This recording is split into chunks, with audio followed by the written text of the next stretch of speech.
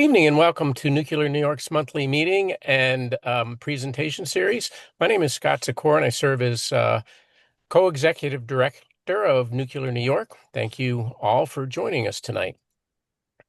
Before we begin our featured presentation, I have a couple of announcements. We're going to have a very informal outreach tomorrow for Earth Day at Washington Square Park under the arch from 12 p.m. to 4 p.m. We would love to have any nuclear energy supporters there to hand out brochures and chat with people about the value of nuclear energy. So please join our team there. We are starting our symposium 2026 planning process. So anyone that is interested in being involved in securing engaging speakers, the highest value sponsors, and making the most of inspiring event of Climate Week, New York City 2026, please reach out to Bhumi Sharma at b.sharma, Sharma, at nuclearny.org and let her know you are interested. Nuclear New York is an independent, nonpartisan advocacy organization dedicated to advancing a prosperous, decarbonized future while supporting nature conservation. As a 501c3 nonprofit, we focus on rigorous research, public education, policy advocacy, and thoughtful, non-intrusive engagement. Our mission is to advocate for the use of nuclear energy and to provide reliable, emission-free power while supporting well-paid, meaningful jobs that sustain vibrant and healthy communities in New York and beyond. We conduct research and educational activities that advance understanding of nuclear energy, and we engage in other charitable and educational efforts consistent with our mission. Momentum behind nuclear energy continues to build. Just this past month, 6 New England governors agreed to join New York in exploring advanced nuclear technologies, and New Jersey moved to end its long-standing moratorium, becoming the 6th state to do so.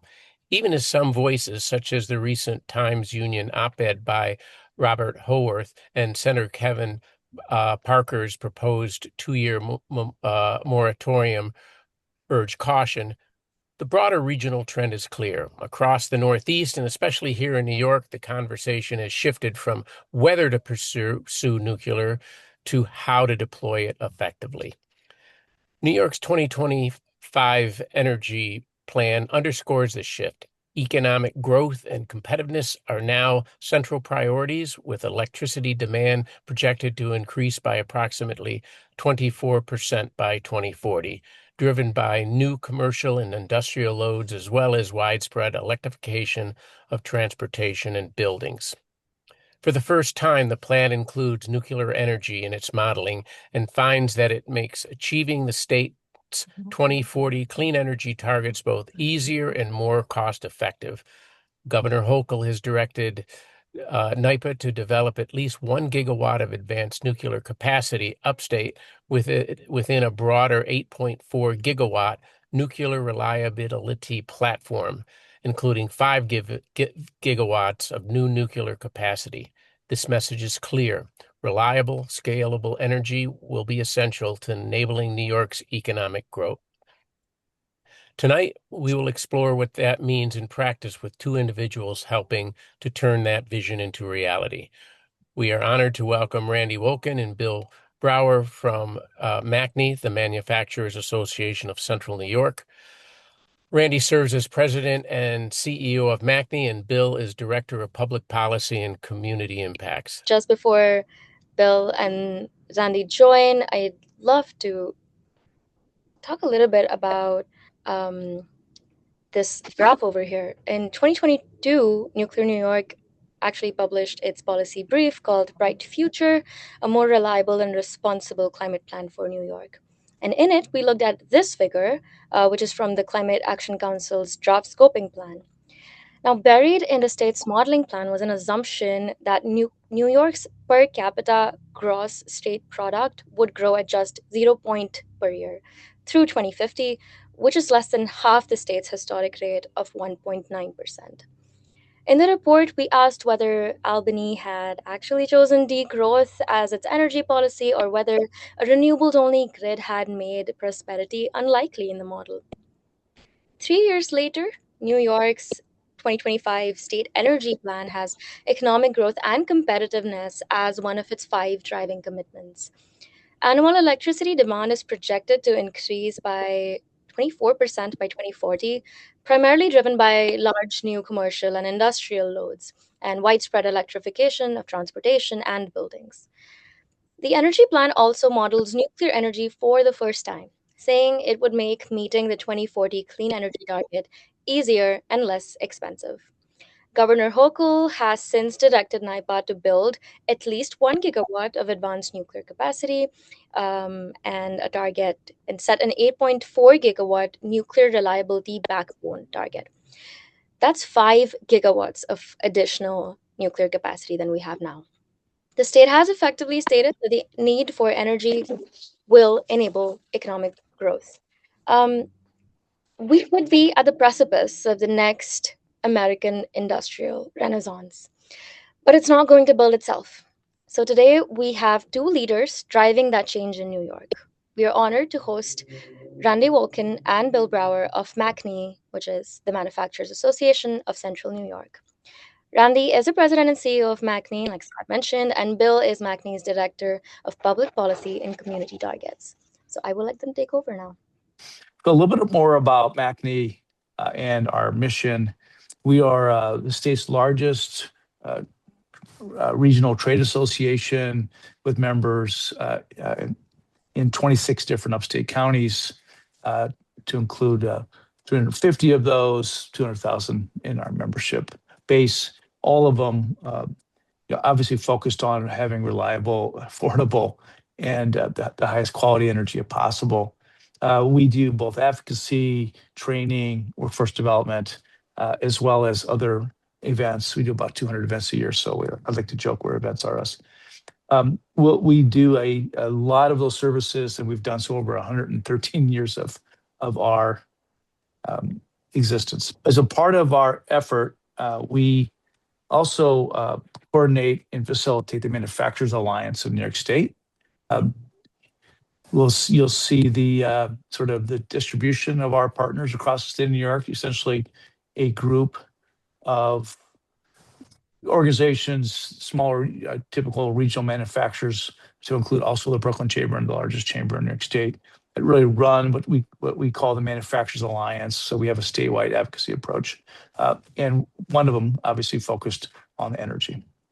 Next slide, Bill. One of the key deliverables we now offer, have been doing so for over a decade now, is really helping manufacturers with talent. Just this last week, we announced the Manufacturers Talent Institute, which actually has a mission for all of New York State as well as beyond. We specifically focus on everything from registered apprenticeships to pre-apprenticeships to career exploration. Now, one of the key areas that we're looking to add to that is also both the nuclear supply chain and the new nuclear workforce. So we'd like to be actively engaged in making sure that the workforce of tomorrow for all the advanced manufacturing and energy industries are included in that space. And we can talk more about that later. Spend just a couple minutes talking about the key trends in manufacturing. These trends all lead towards both higher energy usage and the higher quality related to energy.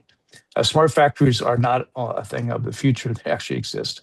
And if you came in and seen any of our tours of our manufacturers, you would see automated vehicles, cobots and robots, a wide variety of use of what we'd call AI, but they would just call automation. Ever increasing growing talent and skills need, significant supply chain reassessment. We'll talk a little bit more about that in a minute. A significant and meaningful amount of reshoring, and of course, focus on things like cybersecurity and data-driven operations and maintenance. All of these drive a more intellectual and more highly skilled manufacturing base, as well as competitiveness globally. The truth of the matter is, there's probably never been a time in at least recent history where New York State and the United States can be more competitive globally in the manufacturing space, in part because of the way in which manufacturing is done, even globally, but with the high focuses right here on manufacturing. And you can just see some of these innovations. In fact, every one of these innovations is in some or all of our members now, and pretty spectacular. You'll just see even more of this going into the future. The other thing, and we can go to the next slide, is that the age, we'll call it the age of uncertainty, has descended upon all economic sectors, but specifically manufacturing are seeing this. You'll see it over the last few years, especially starting with the pandemic. This kind of gives you a sense of the level of uncertainty over time, more recent time. And you can see that the index, which it really charts people's both the unpredictability and uncertainty, grew to the highest in actually during the COVID crisis, and actually that number has continued to remain higher or as high as that period. Just a lack of uncertainty, which really leads to a need for things like a long-term plan for nuclear energy. Next slide, please. What most people don't understand is reshoring actually started well before the COVID crisis. It's only accelerated since the beginning of COVID. Since 2010, over 2 million manufacturing jobs have returned to the US. So that's been a long-term trend, but 1 million of those happened since COVID. So what's significantly happening in our state as well as across the country is the supply chain has moved closer to its final product and production. Things that we couldn't get manufacturing-wise because of the long supply chains that were stopped or significantly slowed during COVID really demonstrated the need to bring jobs closer to the actual point of production. Some of the reasons why we'll see, for example, the semiconductor industry concentrating production, especially in higher use areas, higher value areas in the US now. More to come on that. What we see is a dramatic change in economic growth and how it accelerates. I like to use this quote because we often think change takes a long time. Actually, the next decade will see more change than the last 100 years. And I'm already seeing that in our manufacturing base, but I think we'll continue to see significant economic growth and change over the next 10 years. In our community alone, we'll see a massive growth and change in the next 10 to 20 years. Next slide. One of the key changes since the actual CLCPA, the Climate Leadership Community Protection Act, was passed was a huge investment in future forward industrial and tech industries. New York State has made a significant bet on the future. So really made in New York is not just a slogan. Right now, New York State is the top 10 manufacturing state. I believe with the recent announcements, investments in the future of manufacturing as it looks in the United States, we can be a top 5 state. Only if, and it's a big if, we have enough energy to fuel that expansion and growth. So this is one of the key reasons why New York State will continue to attract advanced manufacturing and growth is a huge number of both STEM graduates, the number of scientists and engineers, and also R&D expenditures. We're either number 1 or number 2 in all those key areas, which gives us a huge talent advantage for the future of manufacturing and for other high-tech industries. We already have one of the largest semiconductor ecosystems in the country. This is a multi-decade investment by both New York State and companies to make sure that we can become the home of the next generation of semiconductors. As you can see by this slide, we already have over 156 companies, 121 billion in investment, 33,000 already working in the industry. Within the next 5 to 10 years, we expect to produce 1 in every 4 semiconductor chips for the country. That's a huge strategic advantage for investment of other industries because all industries use semiconductors. Everything from the biologics, biopharm community to production of steel, which we have major producers in New York State. So just a ton of opportunity related to the semiconductor industry and growth. Just to give you a feel of just all across upstate, to include really New York creates in really the advanced creation of future chips in Albany now. All across the state, you'll see a growing presence of these semiconductor companies. And when Micron finishes its first fab, which should be in the next 3 years, they'll bring an entire ecosystem from countries such as Japan, Taiwan, and South Korea.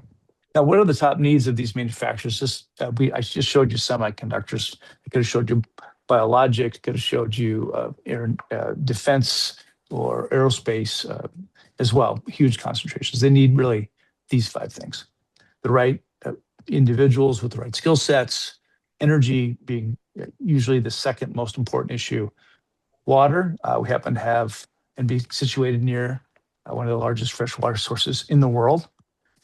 So water is not usually a challenge with our state. It is for many other states that are competing with us for things like semiconductors. Like Arizona does not have abundant water, for example. Tax competitiveness and speed to investment. All of those things have to be in alignment for the manufacturer to continue to invest and grow in New York State. So let's move to energy. The CLCPA, though we should applaud it, and we do continue to applaud the goals within the CLCPA. Right now, the path is not doable. In fact, it has significant economic cost if we were to proceed on the current path. What we believe, and I know this is something I believe we share with your group, is that if we want to attract historic investment in advanced manufacturing, we have to make sure the energy is at the right type and also of the right scale. And it also allows it to be affordable for industrial users who have to be price competitive in this place. So reliable continuous energy, affordable power, and the confidence in the long-term supply, all things that nuclear provides. The challenge we have right now is the CLCPA is misaligned with how manufacturers make investments. And what that does is, if we don't have a great alignment, we in fact slow or shift these nearly historic investment commitments to other places and spaces, either other states or other parts of the world. It obviously would constrain job growth, and we lose the economic momentum which we now have slated for our state if we can find an energy strategy that can promote long-term investment. So manufacturers actually are all for climate progress. Most people don't understand we already have the cleanest grid in the country. What we want to do is maintain both economic and climate leadership. And to do that, we need manufacturers who will build those technologies, supply materials, and employ the workforce so we can power a low-carbon economy, to include a new nuclear economy. So I'm preaching to the choir on this one. The reality is nuclear power uniquely delivers in this space. Long-term, stable, long-term pricing, along with protection when it comes to price volatility. It's reliable. What manufacturers need specifically has to do with base load generation, not intermittent, which is obviously the difficulty with other renewables. We have to maintain a stable grid for both consumers, households, obviously, and manufacturers. And it really allows us to do large-scale industries such as semiconductors and many others, which manufacturers are today. They're all significantly high users of energy, and more importantly, need reliability and quality of energy. Even a millisecond or less interruption of power can destroy literally millions of dollars of product. So the quality of the grid and the quality of the power on that grid is vitally important to advanced manufacturers in the semiconductor as well as other tech industries. So really, nuclear energy is really the most practical decarbonization strategy for New York State for the long term. We're actually focused on all the above strategy. We know natural gas will be meaningfully and significantly important for manufacturers. In fact, some and many industrial processes can't be done without natural gas today. So new technologies have to be introduced to limit and then over time reduce natural gas. But natural gas will continue to be important, as well we believe other solutions to both electricity and power needs. What we want to do in this particular case when it comes to nuclear is really support the existing nuclear fleet and expand and grow it with next generation nuclear energy. What's sort of the biggest changes, and it's one of the reasons why I agreed to join the governor in the announcement for the new nuclear generation. Was excited to be there to talk about new nuclear because I think it is the future, both industrialization of the U.S. and actually decarbonization of so many of the grids across the country. Is the energy demand looks like a hockey stick. It's no longer flat or incremental. Huge and massive amounts of energy will be needed to really generate the next generation economy we're building as we speak. As you know, intermittent sources will not and cannot meet that need. And what it does require over the long term is a balanced portfolio of the right energy uses and needs, and then over time, increased decarbonization. And what we want to see is, understanding approach, and we think the energy plan by New York State now is starting to do this, is how do you manage cost rising, which is about affordability? How do you make sure that it's reliable, the system we're building in terms of across the entire grid? And how do we actually find a way to limit investment risks as new nuclear becomes a part of the entire U.S. landscape, which we're hearing increasingly is the case, and we believe other states are ready to move forward too. Then nuclear really helps us meet both our climate goals and our economic goals for the long term, not only this century, but beyond. So we'll stop there so we can engage in a conversation and take questions. But as you can tell just by the conversation we started tonight, we're partners with you, along with other business and industry groups who want to see both a cleaner grid and a reliable, affordable electricity grid that allows us to be competitive in the 21st century and beyond. Bill, maybe you want to add any context if I missed something. No, I think you covered everything, Randy. I think we've been very active with our members and with the alliance around the state, advocating in support of what the governor's trying to do in this space. So not retreat from the goals, but just acknowledge that in the current situation, they're not reachable. So we have to change the way that we're counting carbon to align with the rest of the country. And we have to change our timeline for getting there, right? And we should remind ourselves that our climate goals in New York State are among the most ambitious in the world. And so we can feel great about that. And the state has not been in control of some of the factors that currently make it harder to reach those goals on the timeline that we committed to. Yeah, good point. Awesome. Thank you so much, Bill and Randy, for shedding light, educating us on what MACNY does and how the future of manufacturing is closely aligned with nuclear.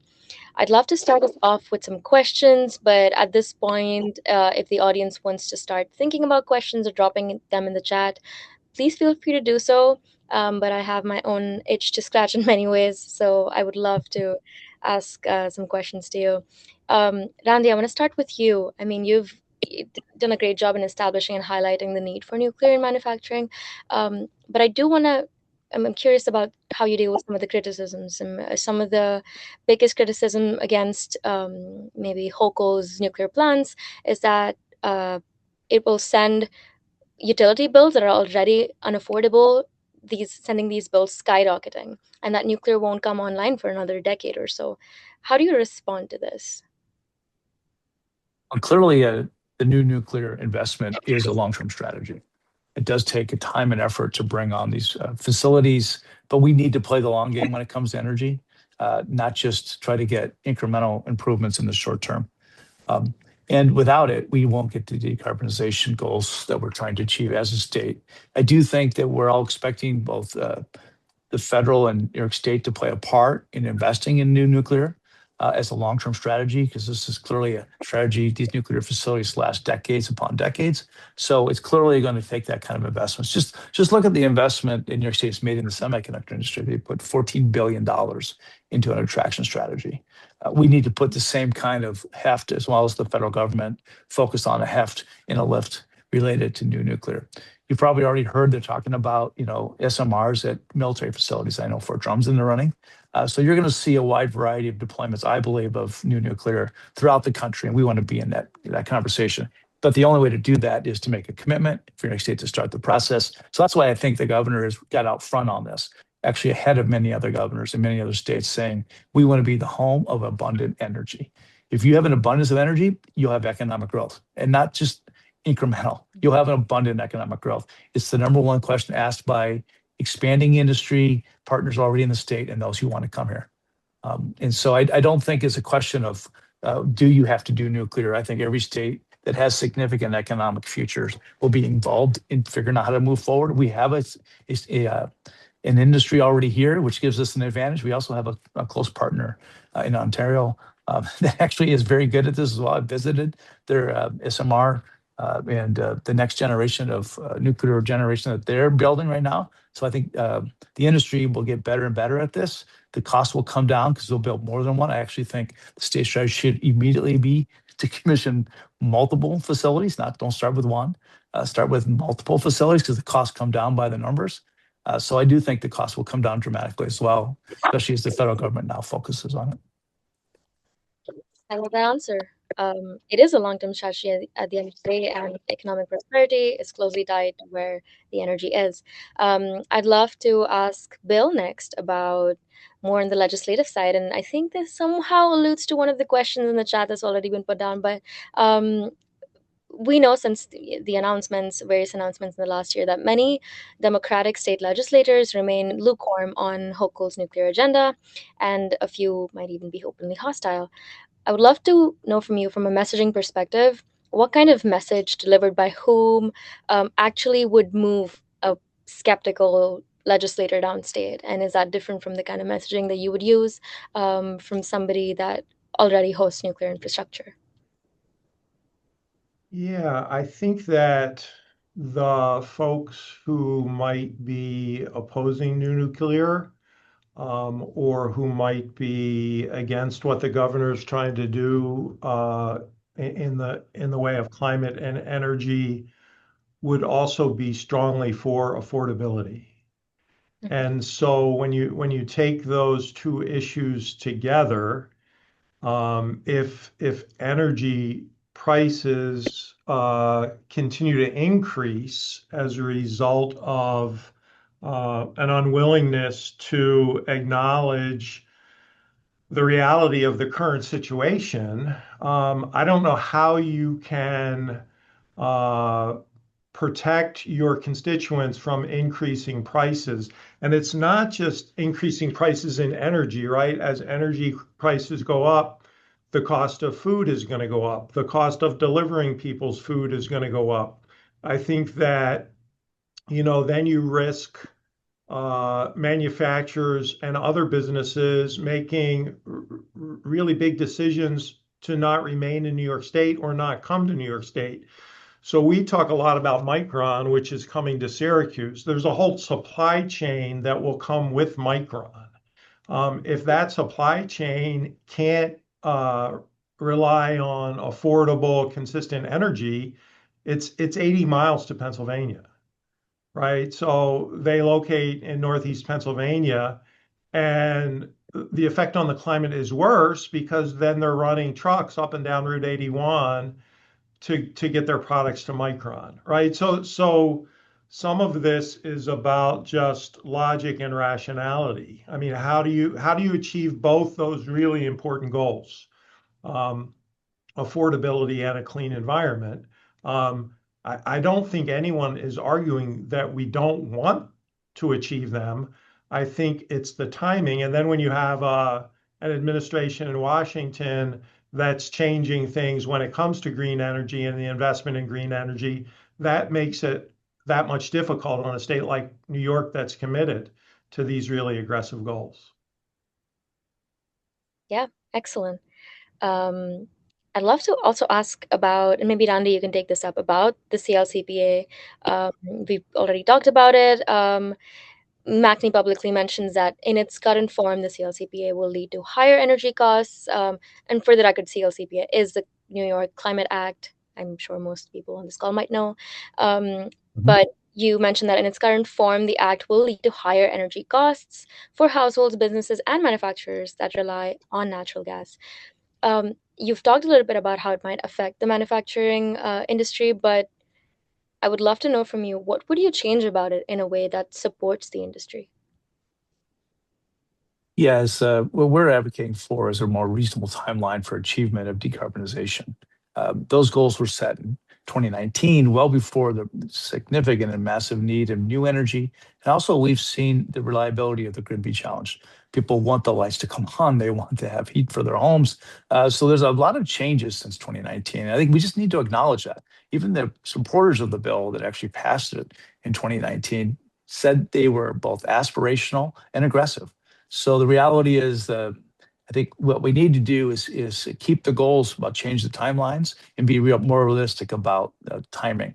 If you do need to achieve the goals on the time frames mentioned, it's not really possible without massive increases in energy costs. Part of that, as you know, the CLCPA implementation would be something called cap and invest. So that would Right. be huge carbon taxes. Those carbon taxes on industry, because they use a lot of energy, ultimately on other forms of energy usage as well, specific to both oil, uh, oil fuel use for gasoline and other purposes such as natural gas. So all these things will accelerate the price increases well beyond what we're seeing now. So there's no doubt that if you're supporting the maintaining of the existing CLCPA, you're supporting a much higher cost of energy. And I think that's what the governor's trying to acknowledge. And that's what those who are looking at this are sort of need to acknowledge. It's just the world has changed significantly since 2019. Right. And you believe that changing the timelines for the goal could in the long term keep things affordable across industries and people. Yeah, what we do is we give ourselves more time to achieve our decarbonization. It allows us to live into both new technologies, new investments such as new nuclear and other types of efficiencies around the grid. Um, It also provides for greater transmission investment, which will have to take place in a expanded energy grid. So it gives us time to do things. I mean, it took us over 100 years to create the existing grid. It's going to take decades to recreate the grid. And I think that's what has to be acknowledged. Even though we'd like to see a significant amount of carbon reduction, we have to do what's reasonable and responsible. But well, Bill and I talk about a lot to those that we're advocating on this issue is the truth of the matter is if we don't achieve economic growth at the same time we achieve our climate goals, we'll no longer be a leader on climate change. People will not look to us as leaders. If we continue to maintain a clean grid and continue to make it greener and we see economic growth, then we become a model for the rest of the world, not just New York State. The truth of the matter is New York State is already ahead of every other state in the union.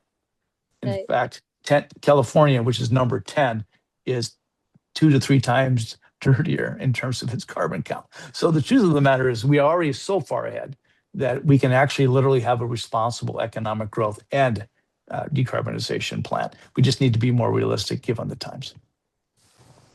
I really like that answer. We've talked about commitments, the fact that it's long-term strategy. Bill, maybe you can answer this. We know that nuclear projects take 10, probably 10-year development timelines. How do you build credible commitment at the workforce and curriculum or apprenticeship level so that communities aren't left behind by the time the construction actually starts? So I'll try to answer that. I think I understand the question. So we had a call with NYPA this morning, and we're talking with NYPA about expanding some of the programs Randy talked about previously in the area of pre-apprenticeship and apprenticeship to build pre-apprenticeship programs that can lead to apprenticeships in green energy and nuclear. So they're excited about partnering with us, and there is grant money available to do that kind of workforce training in those two areas. The other thing is there's strong support for additional nuclear in Oswego County, which is just north of where we are. And so from a geographic point of view, we think that MACNY can be part of creating that workforce as we already are working in the semiconductor and manufacturing areas. Fantastic. I'm wondering if it's maybe I should be polite and let the Q&A side of things take over. Um, Eric, would you like to step in to moderate some of these questions? Yes, I would be happy to. At some point, someone shut off my video, which was probably a good move, but maybe at this point Let in me time, if I you can wouldn't fix mind, yeah, the big deal. Okay, let's see. Here I am. Hey, that. Good um, to see you again. Thank you. Well, just to pivot off that to think about workforce development, how long do you think that that can happen? Because I feel like that's kind of a common narrative of, oh, we used to be this manufacturing superpower maybe 50 years ago. Is it going to take 50 years to get back to where we were? Like, how do we go about doing that? No, actually, we don't. I mean, it shouldn't take us. For example, in the last 10 years, we've built a robust apprenticeship program and pre-apprenticeship approaches now for manufacturers. We actually host and help companies with 26 different trades. And we will be the actual pre-apprenticeship and apprenticeship sponsors for Micron, and we believe their supply chain. So the nice thing about these pre-apprenticeship programs is they literally you start right out of high school. We literally have apprentices who've been 18, and we had one start at 71 and finish at 72. There's literally no lack of entry anywhere along this space. And usually even the beginning apprenticeship when they're stackable is anywhere between 12 to 16 months. So we believe that these jobs can be and would be made available. Obviously, we primarily focus on the manufacturing side, or in the case the nuclear facility. Obviously, we're seeing a huge ramp up in the construction side as well. That's a part of what has to happen, of course, is a large construction force will have to be put in place to construct these facilities and the surrounding connectors specific to the electric grid and so forth. So we believe it can certainly be done. We don't think people would stop the construction. We think what needed is the investment, de-risking investment, the commitment by both federal and state governments, and then really a robust supply chain for all kinds of, all types of nuclear reactors, which we think will grow both in usage and across the Western U.S. And let's be honest, we need to catch up with the Chinese and the Russians who've really stormed ahead on this specific front. So we do need this. I think it's a national security need too that we have, clean, available, new nuclear. For those who are opposed to nuclear, I say, well, we have Navy sailors sleeping next to nuclear reactors every day. Every Navy ship is powered by a nuclear reactor. So we know that they can be done safely. Your parents' nuclear is not our new nuclear. It's just radically different in terms of the technologies. You mentioned Micron. I saw in the news the other day, Meta has a job training program for fiber technicians to build data centers. And we hear a lot about the big Yeah. semiconductors and this kind of pipeline of, co-locating nuclear power plants with semiconductor chip fabs, with data centers. Are there other big sectors that you think would be good fits for co-locating nuclear power? I think Dow Chemical, they partnered with X Energy at a location in Texas, and Eli Lilly, a big pharma company, they are going to partner with an SMR company in Indiana. Do you see other specific good fits in New York? Yeah, we actually think it's about an energy portfolio. So we actually think a proper data center usage, a partial, for example, nuclear energy support could be a part of building a stack. They would obviously pay more for their energy, and they're willing to do so. They're one of the highest payers on energy cost, which would allow a stack of energy users to include industries like Micron and then homeowners as well. So, I mean, the reality is let's not have a moratorium on nuclear, and let's not have a moratorium on data centers. Let's be smart about the deployment of a grid that's sustainable and long-term investment. So we think every investment related to use of energy has to be evaluated. That's why you have groups like NYSERDA, NYPA, ESD, the governor's team actively engaged through the energy plan. We think these can all be managed best administratively. But yeah, we think these all fit in a stack, and there will be data centers deployed. We'll probably want some of those locations, depending on the type of data centers in New York. We should be smart about it, not run up local energy rates because of not being smart about it. But we think all these sort of fit in an energy grid for a future, which will have a ton of AI and data centers. Let's be honest, Micron's production is in memory chips. They're going to be a big part of everything we own. Quite frankly, all of us are using devices that currently have their chips in them, and so we think that's a part of the future. So let's not tie our hands as we get into the race for long-term economic growth. Yeah, the stock's been going up too.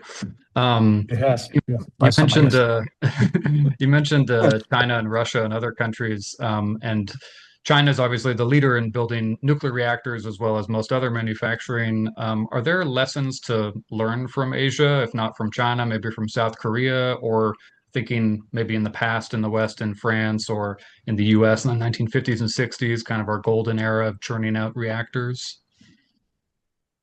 Yeah, I think generally speaking, China's had an industrial policy that we have failed to copy in terms of use of our own industrial strategy. Now we see it as a national security and an economic security. So we're investing in key industries. We're making sure that we can site those in the U.S. And we produce such a small amount of semiconductor chips now in the U.S. It's actually quite dangerous from a national security standpoint. So the reality is we need to be ahead on things like quantum computing.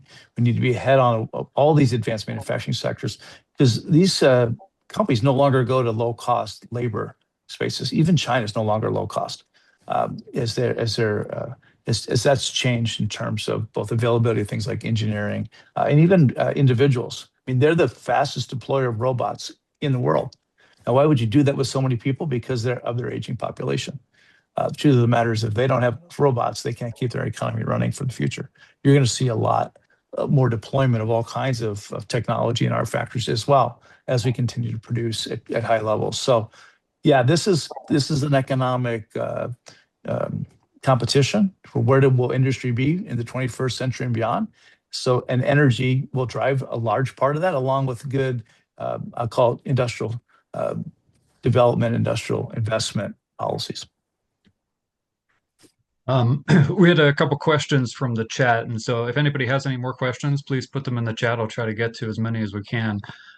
Someone, I think Stephen in the chat worded it about the North versus South divide. I'll say in New York we say upstate versus downstate, And we but do. do you find that is an issue? Like, is all the plans that we're talking about, is that going to be exclusively in upstate, or is there more hope for downstate, perhaps with a restart of Indian Point?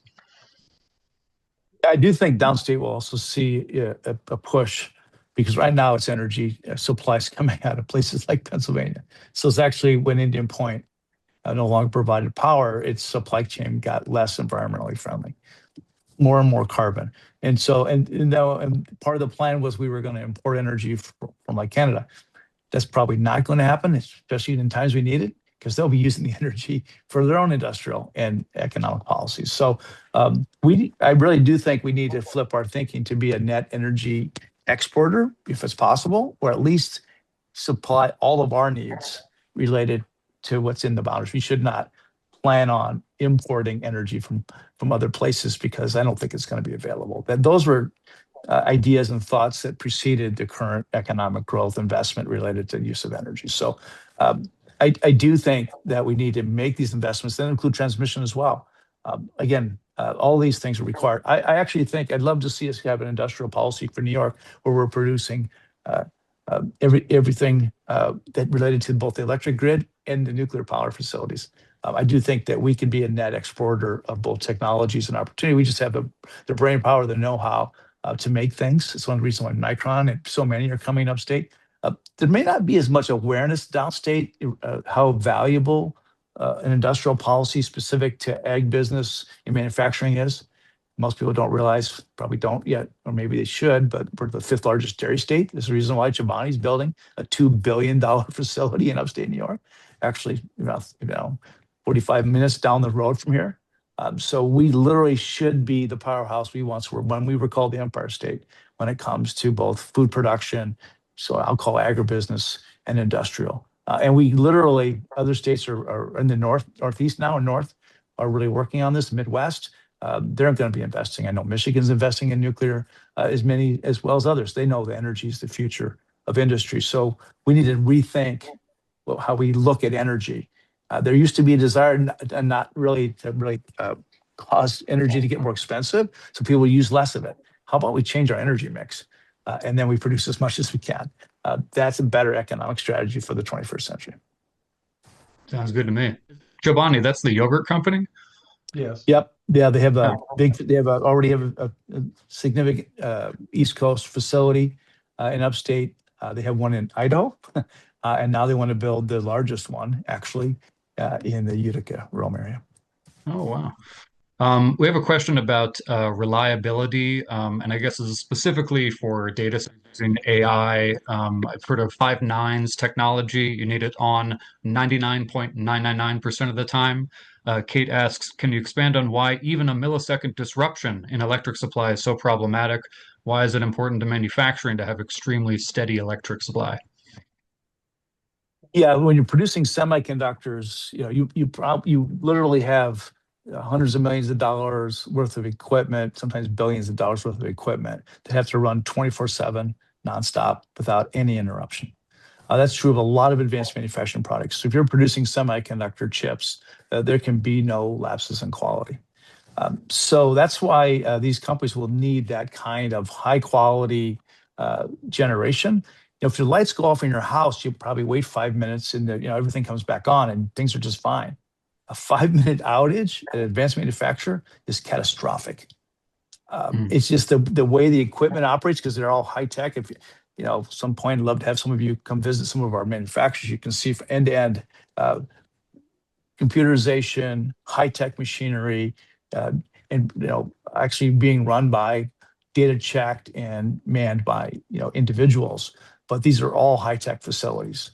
Everything from Nucor steel production, which is the most efficient steel producer in the world, to today biologics. They can't afford any of those systems to go down, even for a very small period of time. Just the way we make things today, unlike maybe what people would be used to in the prior manufacturing sector days.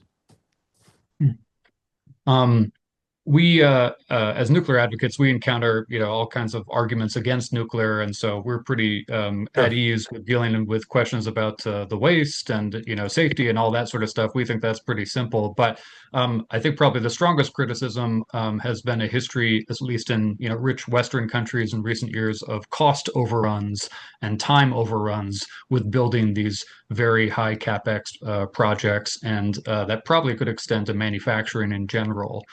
Do you have an idea of how to combat this and how to build projects on time and on budget? Yeah, I would recommend if you'd like to see how the whole building of nuclear facilities is flipped on its head, go to Ontario. See the most recent SMRs being built on schedule, on budget. So I think the nuclear industry, because it just hasn't been in the building space for a long time, has to manage both the risk mitigation, and more importantly, hit their deadlines. I do think the nuclear industry will figure out how to hit their budgets on time. I don't think it's a problem that can't and won't be solved. But I know Canada's already working through it, and they obviously have multiple facilities that are running. So I don't think that's a long-term challenge. I think the nuclear industry, as it goes through these processes, especially if they're building them, not one-offs, but have a plan structure to build 5, 10, 20 across the country. They'll have figured out, and obviously the upfront cost for one is different than the cost for 10.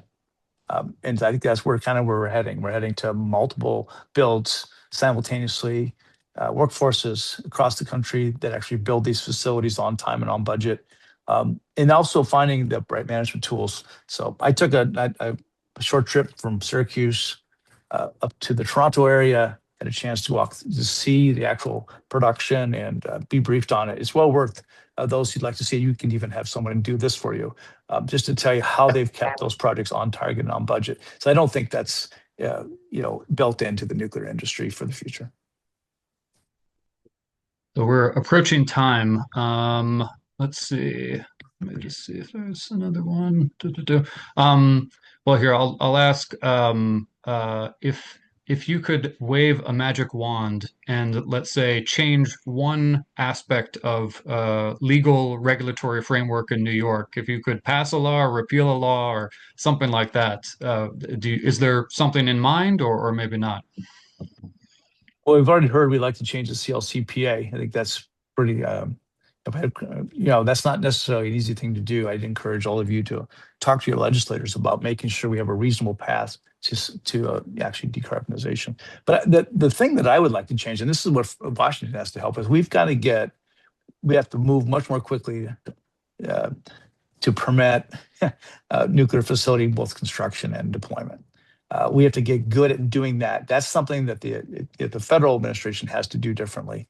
And I think the states, NIPA, NYSERDA, and others will follow quickly to make sure we can move. But we have to make the process for, approving plans and building them quicker. And I think we can do that. I think the industry is willing to do that. I think we can do that safely. It's the same challenge we have in just doing other secret reviews in New York State. Things that take a year should take 3 months. The reality is, if we need to change the way in which we go about this process, and I think we will. I think there's going to be that kind of commitment. But I wouldn't change the requirements. I would speed to delivery for both permitting and building. Permitting reform. A good note to end on. Thank you for that. I think I'm going to hand it back to Lavi at this point in time, if she Yeah, is available. Yeah. thank you so much. All right, everyone, we're getting to a close. I know a lot of your questions are unanswered, but we have, if Randy and Bill are comfortable, maybe you could shoot them up directly and ask your questions. We are coming to the end of this event, this webinar. I do want to give a quick shout out to an event that we hosted yesterday. It was hosted by Women in Nuclear in association with NICE Columbia.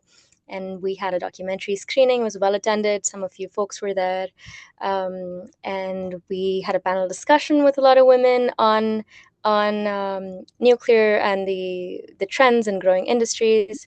So keep your eye out for more events in the future. I'll drop down our socials in the chat now. I want to give a big thank you for your time, Bill and Randy. The discussion was so insightful. I'm sure all of us are walking away here with more than we knew before. Thank you so much.